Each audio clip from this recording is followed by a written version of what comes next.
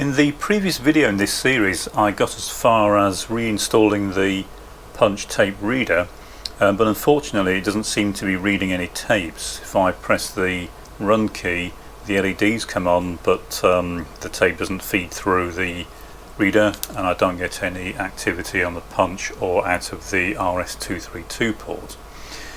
I've had a quick look through the schematic and it's a relatively simple system. We've got a stepper motor and a series of what really amounts to flip-flops that just determine what particular mode the reader is running in. It's complicated slightly by the fact that there are edit and skip modes in the reader operation, so this just detects some carriage returns, that sort of thing, to allow a single line of data to be sent when the edit key is pressed. And the data comes in from the optical sensor in through J2, which is the large connector at the bottom of the main board, goes through some buffers, and then it goes through to the UART. It goes into the UART so that it's available to the RS-232 port if the data is to be sent to the remote machine in line mode. But going through this, it's clear that it's relatively simple. There are a few timers in here to choreograph the hardware, and it does appear that if there is no tape in here, then the machine's not going to know it. It's in normal operation, drives to the next sprocket hole, stops the tape. There's a very short delay. So here we have sprocket read line. This is the sensor for the sprocket hole. These two components, this capacitor and resistor, form a very short delay, and that's to make sure that the tape has time to get into the center location for reading the rest of the row. Just gives you a more reliable read, and it avoids the possibility, if the rows are slightly skewed, of maybe missing or misreading one of the holes. And then it just toggles some flip-flops and creates some stepping. Now none of this is working, so I put the scope onto the sprocket and sprocket detector line, and there's nothing showing there. But I think I know why. What I'm going to do is I'm going to take the tape out completely. And with the tape removed, of course, all these sensors are permanently uncovered. And what I'm going to do now is power this up.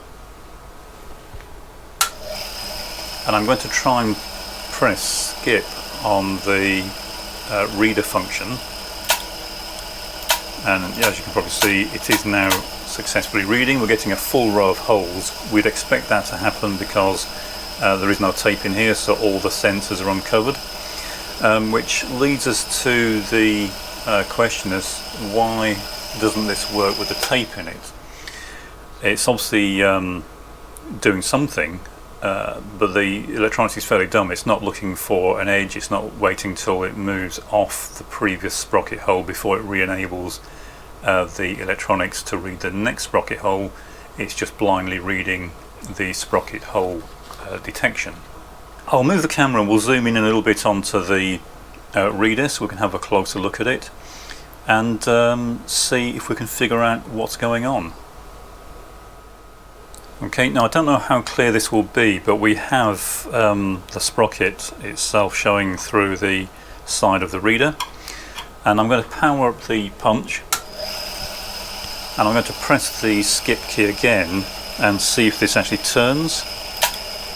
And I can confirm, you probably can't see it, but it is turning. So we know that the motor drive is working to a certain degree. The only question is, why is this not working when we put the tape in? Is it a sensitivity of the sensor, or is there something else going on? So I'll turn the punch back off, and what we'll do is we'll put the tape back in. So I'm fairly sure I know what's going on with this, but I just want to confirm it before I make any changes. So I put the tape back in. Now it's going to be very difficult for you to see this, if indeed you can see it at all, but I'll move the camera even closer and see if I can show what the issue is.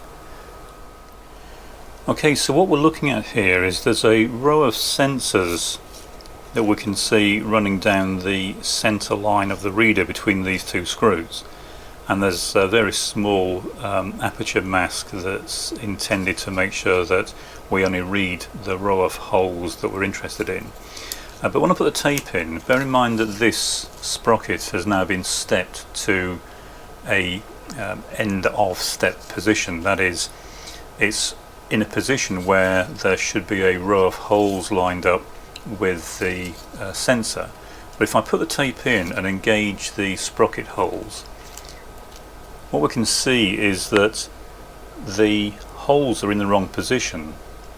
We should be able to see, at least where the sprocket hole is, we should be able to see the sensor underneath, and it's about halfway between, so it's stopped in a position where the sensor is not able to see through the hole in the tape. So this is kind of strange, because unless somebody's had this apart previously and it's just been reassembled wrong, it seems very odd that it would have moved. So what I want to do is just check the electronics to make sure that we are stepping on all four phases of the motor. It's possible that the motor's not stepping properly and one of the phases has failed, and so it's not stepping by the correct amount each time. So again, I'll just move the camera so you can see the scope. Okay, so what we're interested in here is this part of the schematic, and I'm just going to check that each of the four phases is being correctly driven. It doesn't guarantee that all the phases on the motor work, but it will at least eliminate any possibility of there being a failure within the electronics. Bear in mind this is put under quite a load when the motor is running. So we'll test each phase in turn. I'll power up the punch, and then looking at each of the pins, we'll start with pin 10. That's one of the phases, and we should see the scope toggle when we step the motor.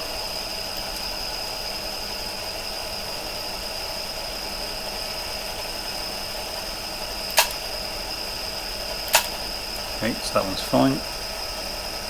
Again, it's a 4-phase motor, so there are 4 phases. That's fine. Phase 3.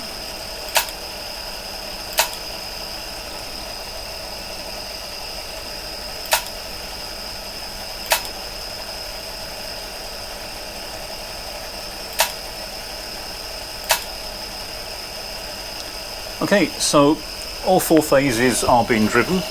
So it looks like it's an actual mechanical problem with the reader itself. So again, I'll move the camera and we'll have a closer look at the reader. Right, I'll put the tape back into the reader.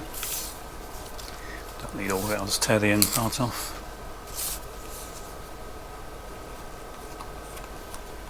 And what we should be able to do is, let's pop this out of the cradle so we can get a closer look at it. And in this end of step position, we should be able to see the sensors through the holes. It's going to be very hard to see this on the camera anyway, but hopefully it's clear that the hole is not in line between the 2 screws.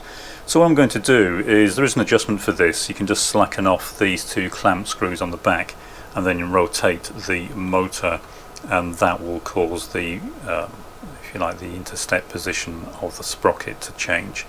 So I'll do that and try and get the end of step position to line the holes up with the center line of the sensors, and then we can test that and see if that resolves the problem. There are in fact some scratches I can see on the back of this motor, so it looks like someone may have been attempting to resolve another issue with this machine, possibly trying to get it to punch properly. So it does appear that it's quite likely this motor is out of adjustment.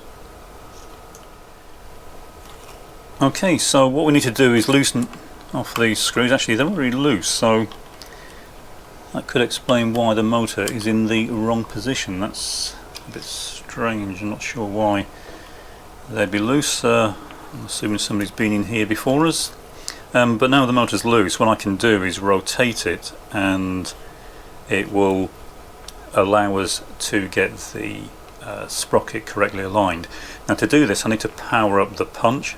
That will allow us to step it into a proper location, and it will also lock the sprocket and stop it rotating independently of the motor. So I want to make sure I'm rotating the sprocket when I turn the motor.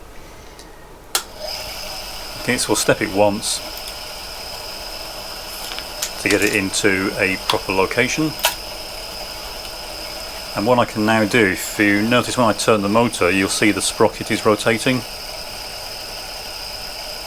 And what I need to do is get it to stop in such a position that we are properly aligned with the hole in the tape.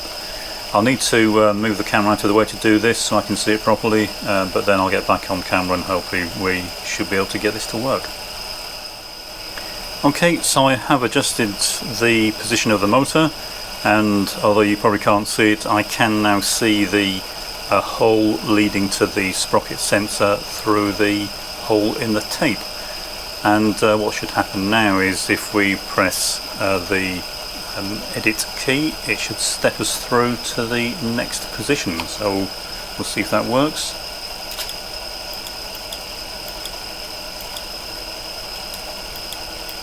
Okay, it stepped us once, then it's now stopped, so I'm assuming it's still not quite right. So it needs to go very slightly further, I think. So I'll give it another slight tweak and we'll try again.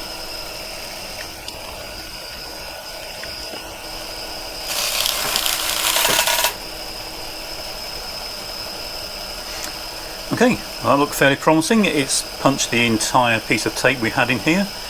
I'll just put the tape back in, we'll try again and see if the machine now works the way it should.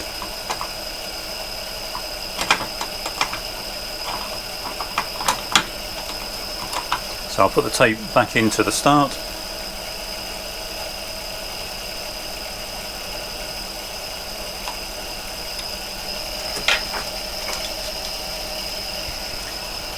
I'll press run and it should copy the contents of this tape, which it appears to have done.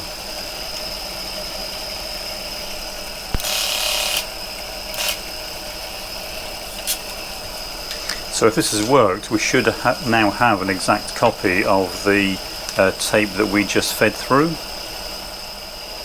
And as we can see, it is an exact copy. So it does appear as if though the machine is working, at least to a certain extent. I'll now do a bit more testing on it, but it does appear we've now got the reader working. It was just the motor had been offset for some reason. I'll get the reader properly screwed back into the machine. I'll reattach the main board and then we'll do some proper testing and see if we can send data from the reader through to the terminal. Okay, so I've bolted it all back together. I've got the board bolted back in. I've reattached the reader. It's all nicely lined up. I've refitted the top cover plate. Haven't refitted the outer case, as you can see. I still have some work to do on that. And now we'll give it a quick run and see if it's capable of actually reading a tape and repunching it. So I'll start by powering up the punch. We'll fit a tape into the reader.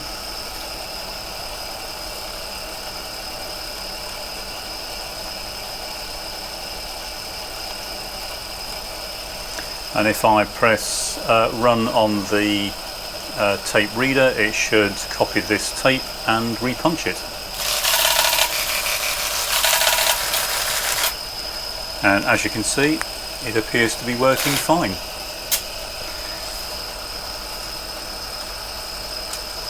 So it's made a good copy of the tape. It all appears to be exactly as it should be.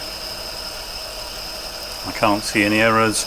I will now run the test tapes through this, which test every single bit individually, but they do all seem to be working, so I don't think there'll be any issues. It's punching extremely nicely, tape's nice and flat, the holes are nice and round, and the next thing is to test the reader with the remote terminal and see if we can send data to and from the terminal. Okay, so I've configured the punch and reader to send data to the remote terminal. So I'll bring the terminal up in the corner here. I'll now load up a tape. This is just garbage, of course, so it'll just come out on the terminal as just nonsense, but it will prove whether we're sending data or not. And what I can do now is press run, and we should see the data appear in the terminal. So as we can see, that's working fine. And what I'll do in the next video is a full test of this machine. I'll finish off the outer cover, get it all cleaned up, and that will be this project completed. Any comments, or if you want to see any particular tests, then please let me know.